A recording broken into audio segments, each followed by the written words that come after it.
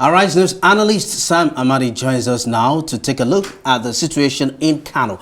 Dr. Amadi, thank you for joining us on Newsnight. Thank you. 10,800 workers in Kano. Yep. They were allegedly engaged. They got engaged at the twilight of the last administration. This idea of state governors giving out appointments and employment at the twilight of their administration is beginning to smack of something we don't understand. What do you make of this kind of appointment or engagement? Well, it's understandable from what they call the darker side of us, you know, the dark angels of our life, people trying to profit at the expense of public good. It's like kicking the can down the road. So you're a governor, your tenure is ending. You're not going to deal with the fiscal crisis you unleash.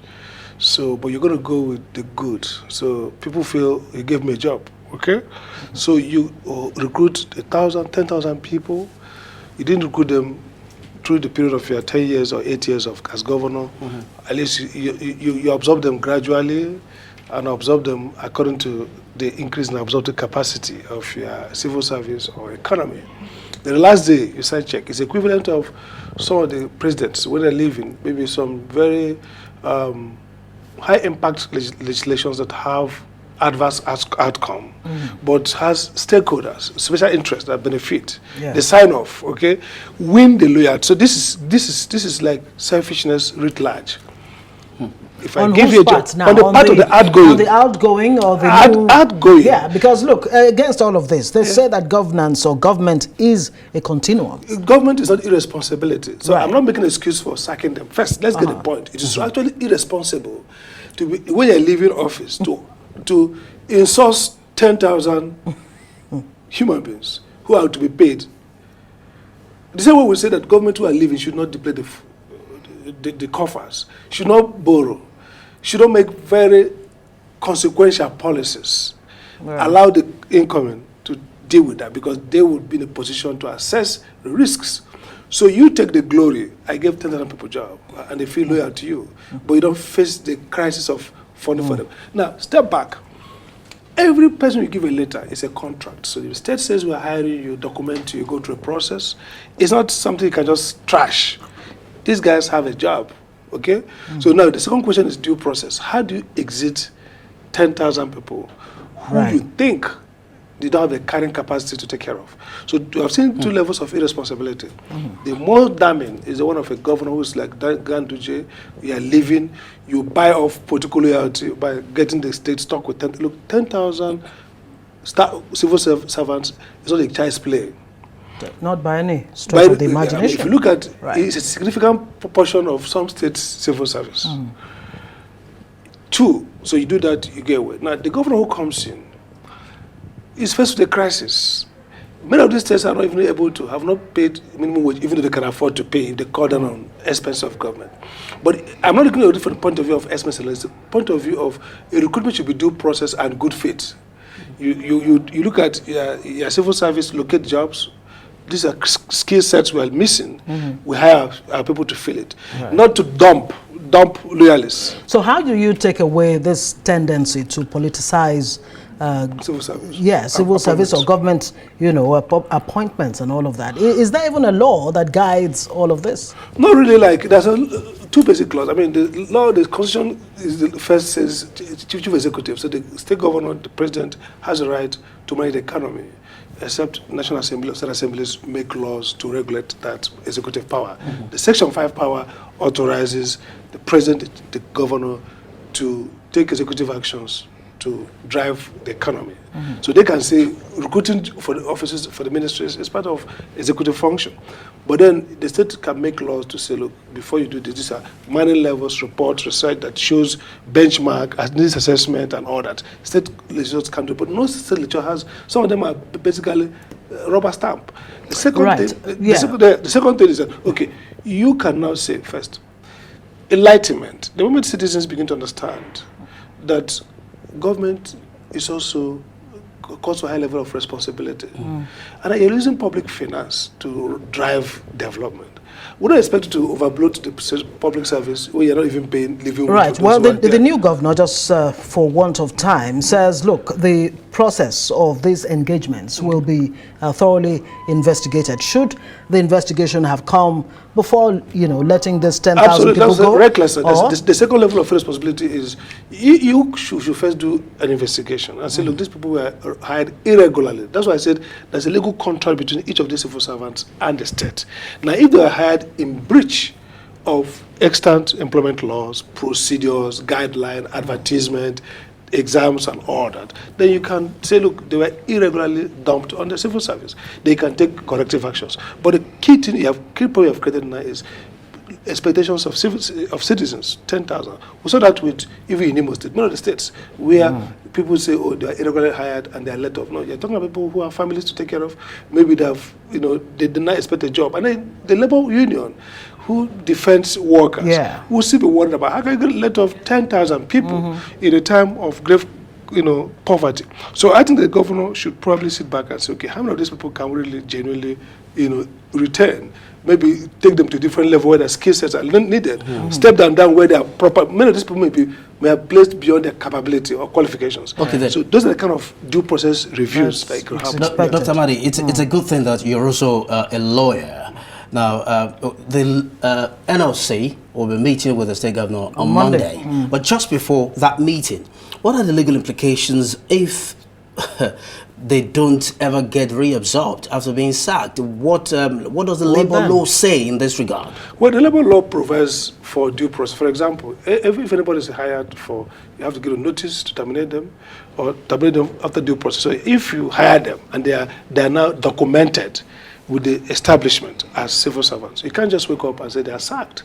They have an entitlement. They have to be sacked for cause or sacked after due process. In many cases, you have to give them notice. And with civil service, people have a tenure. In the essence of civil service, that they have a right to employment. They've been employed. So just like federal civil servants, you can't just sack them anyhow. You have to sack them but case by case. Mass sack is actually wrong and illegal. They have to be sacked in the case that you're not qualified for this job, you've been found wanting, we can't retain you, several procedure. Now, chief executives act sometimes in wanton breach of the law. So they will just say, you know what, these are friends or loyalists of the former governor.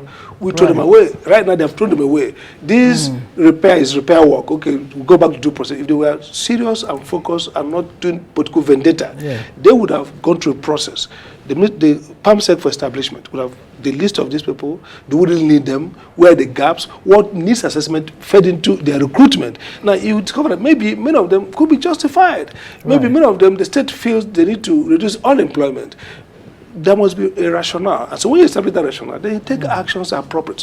What we are seeing is reckless actions begetting reckless action. People just act and people respond without thinking around the livelihood of people, due process, bad precedent, and the fact consequences. that consequences are dealing with the well-being of society. And you can only imagine what that does to, security of the country. Because these are bitter, not just poor and hungry and angry, but Tenure bitter. security, Because they say, look, we are bumped off because we are politically not loyal to this Thank you government. We'll very have much to leave it indeed. there. Dr. Sam Amadi, thank you very much for your insight As on always. this night tonight. Yeah, rich insight as always.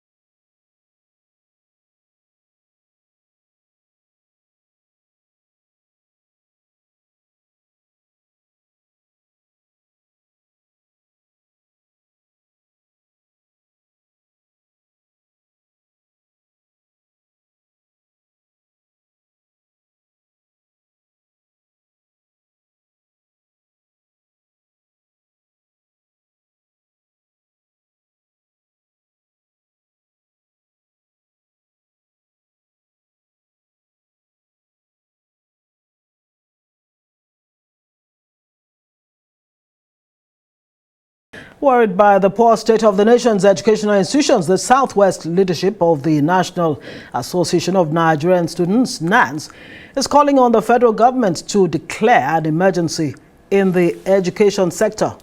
NANS coordinator Alao John made a call in Ibadan, where he also called for the implementation of the UNESCO recommendation of at least 26% budgetary allocations to education.